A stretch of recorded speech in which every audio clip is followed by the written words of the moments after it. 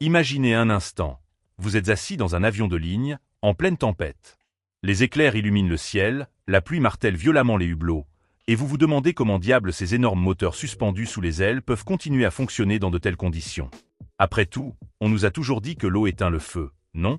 Alors comment ces monstres de métal peuvent-ils avaler des litres d'eau sans s'arrêter? Cette question pourrait sembler anodine, mais elle révèle en réalité l'un des défis les plus fascinants de l'ingénierie aéronautique moderne. Accrochez-vous, car nous allons plonger dans les secrets les mieux gardés des moteurs à réaction. Pour comprendre ce phénomène, remontons d'abord aux bases. Les moteurs qui propulsent nos avions aujourd'hui sont des merveilles technologiques appelées turboréacteurs. Contrairement à ce que beaucoup pensent, ces moteurs ne poussent pas l'avion vers l'avant, mais créent plutôt une poussée en expulsant des gaz à très haute vitesse vers l'arrière. C'est le principe de Newton. À chaque action correspond une réaction égale et opposée.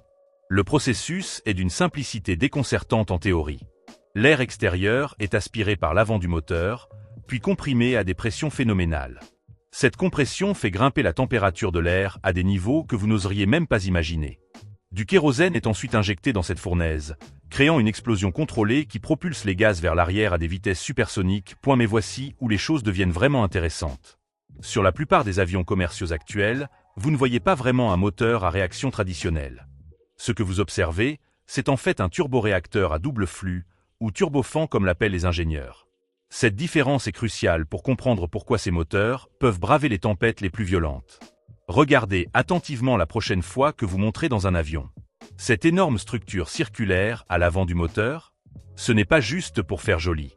C'est un ventilateur géant, souvent plus large que votre voiture, qui tourne à des vitesses vertigineuses. Ce ventilateur ne sert pas seulement à aspirer l'air pour la combustion. Il crée quelque chose de génial, deux flux d'air complètement séparés.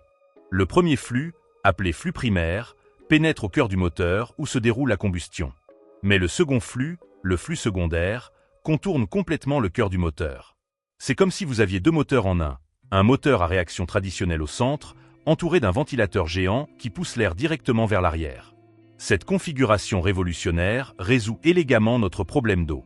Quand ce ventilateur titanesque tourne à plus de 3000 tours par minute, il crée des forces centrifuges colossales. Les gouttes d'eau, bien plus lourdes que l'air, sont littéralement éjectées vers l'extérieur par cette force, comme des vêtements dans une machine à laver en mode essorage. Résultat, la majeure partie de l'eau de pluie est expulsée par le flux secondaire, sans jamais atteindre la chambre de combustion. C'est un système d'auto-nettoyage naturel, conçu par la physique elle-même. Mais attendez, l'histoire devient encore plus captivante. Les ingénieurs ont poussé ce concept encore plus loin. Sur les avions de ligne modernes, le taux de dilution peut atteindre 12h1. Cela signifie que pour chaque kilogramme d'air qui traverse le cœur du moteur, 12 kg passent par le flux secondaire. Imaginez, seulement 8% de l'air total traverse la zone de combustion. Cette proportion n'est pas un hasard. Elle représente des décennies de recherche pour optimiser à la fois l'efficacité énergétique et la résistance aux intempéries. Les avions de combat, eux, utilisent des taux de dilution plus faibles, privilégiant la puissance brute à l'efficacité, mais le principe reste le même. Néanmoins, supposons qu'une petite quantité d'eau parvienne malgré tout à s'infiltrer dans le cœur du moteur. Que se passe-t-il alors? Préparez-vous à être surpris. À l'intérieur d'une chambre de combustion de turboréacteur, les températures atteignent facilement 2000 degrés Celsius. Pour vous donner une idée, c'est plus chaud que la lave d'un volcan en éruption. Dans un environnement si extrême, toute goutte d'eau qui aurait l'audace de pénétrer se vaporise instantanément. Elle ne disparaît pas, elle se transforme en vapeur d'eau et est expulsée avec les gaz de combustion. En fait, cette vapeur d'eau peut même légèrement améliorer les performances du moteur en augmentant le volume des gaz expulsés. C'est de la physique pure. Plus de volume de gaz égale plus de poussée. Mais l'histoire ne s'arrête pas là. Dans les années 1950 et 1960, les ingénieurs ont découvert quelque chose de révolutionnaire. Ils ont commencé à injecter délibérément de l'eau dans certains moteurs pour augmenter temporairement leur puissance. Cette technique, appelée injection d'eau méthanol, était utilisée sur des appareils légendaires comme le Boeing 707 des premières générations ou le ravitailleur militaire KC-135. Le principe était génial dans sa simplicité. L'eau injectée se vaporisait instantanément, refroidissant l'air comprimé et permettant d'injecter plus de carburant sans risquer d'endommager le moteur. Le résultat? Une augmentation de poussée de 10 à 15% lors des phases critiques comme le décollage. Bien sûr, cette technique présentait des inconvénients majeurs. Il fallait transporter des réservoirs d'eau supplémentaires, l'autonomie était réduite et la maintenance était plus complexe. Avec l'amélioration des matériaux et des designs, cette pratique est devenue obsolète, mais elle prouve une chose fascinante. Non seulement l'eau ne nuit pas aux moteurs à réaction, mais elle peut même les aider.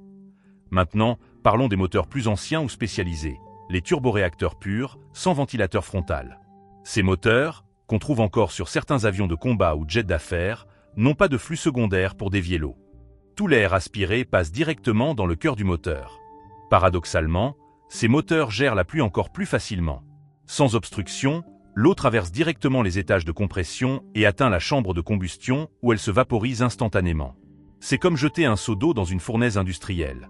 L'eau disparaît avant même d'avoir le temps de perturber la combustion. Mais les constructeurs ne s'arrêtent pas là. Ils soumettent leurs moteurs à des tests d'ingestion d'eau qui feraient pâlir les plus téméraires. Imaginez des ingénieurs propulsant des centaines de litres d'eau directement dans un moteur en fonctionnement pour vérifier sa résistance.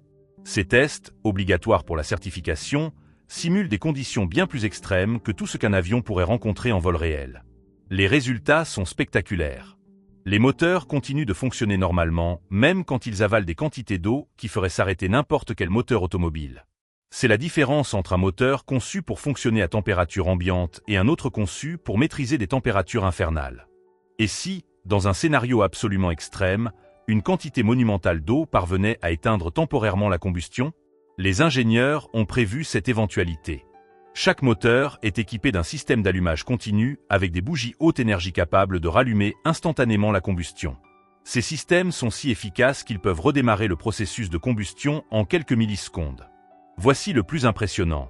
Ces technologies ne se contentent pas de résister à la pluie. Elles permettent aux avions de voler à travers des nuages de grêle, des tempêtes de sable et même des cendres volcaniques dans certaines conditions. L'aviation moderne a transformé ce qui était autrefois des obstacles insurmontables en simples inconvénients. Alors, la prochaine fois que vous vous retrouverez dans un avion par temps orageux, au lieu de vous inquiéter, émerveillez-vous. Ces moteurs qui vous transportent à travers les nuages ne sont pas seulement des machines. Ce sont des chefs-d'œuvre d'ingénierie qui transforment les éléments les plus hostiles en alliés de votre voyage.